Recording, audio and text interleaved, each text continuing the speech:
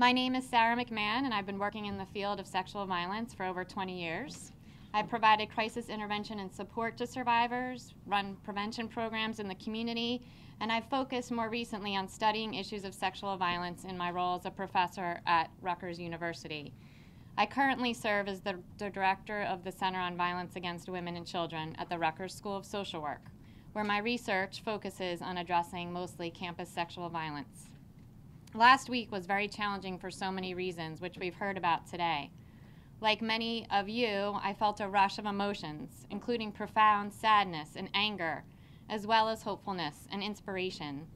Dr. Blasey Ford was gut-wrenching, and her fortitude and her courage were inspiring. It's certainly an important moment in time, and the world is watching to see how we move forward. People all over the country are discussing this week's events, waiting to see what comes next. In particular, as we've heard, survivors and allies are watching to see how we react. We know that calls to hotlines have spiked this week, as we heard from Helen. People were calling C-SPAN to share their stories during the actual testimony. Survivors and others are wondering, will all of this result in real, meaningful change? There are so many thoughts running through my head in response to this question, and I wanted to share a few that are on my mind. First, we need to start earlier. We cannot start addressing sexual violence in college, which is typically the case. Dr. Blasey Ford was 15 when her assault happened. Research shows us that sexual assault happens to adolescents in college, high school, and even middle school. Scientific studies have consistently showed us for decades that around 1 in 5 women experience some form of sexual violence, with similar prevalence rates for high school students. In a recent study we did at Rutgers University, we found that 24% of our students reported experiences of sexual violence before coming to campus. There are 15-year-olds out there right now who have experienced this and are watching to see how this case is handled. They need to hear and see that they will be believed and supported.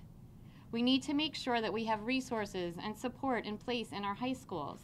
We need policies, programs, and people in our schools and our institutions who can work to respond to and prevent sexual violence. But true prevention needs to be starting even prior to high school.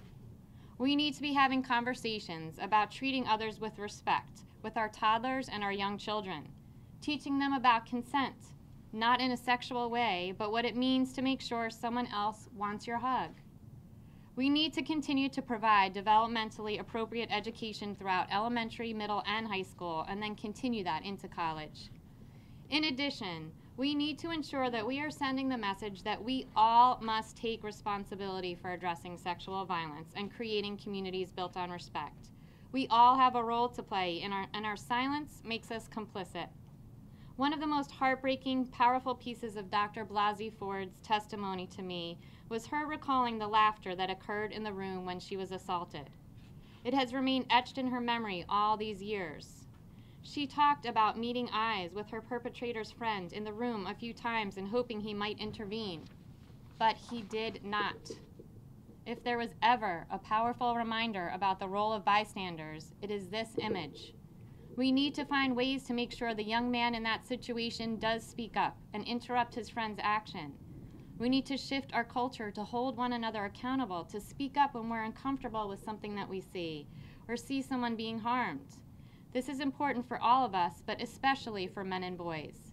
We know that most men and boys do not approve of this behavior and want to do something. We need to provide opportunities to talk about how to challenge one another in safe and effective ways.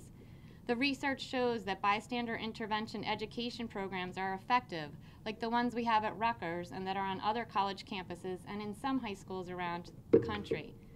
Federal law requires now that colleges and universities provide bystander intervention education, but we should be requiring this earlier in high school and middle school, if not before. We are at a critical moment in time. Me Too, Time's Up, Dr. Blasey Ford, the 2 women in the elevator who told their stories to Senator Flake, and many, many others have helped us move forward. However, we should not have to depend on survivors sharing their pain to be able to create change. We all need to take action and make this a community issue, and must demand that there are policies, programs, and services in place to reflect our true commitment. Survivors are waiting and watching. The world is watching, and the time is now. Thank you.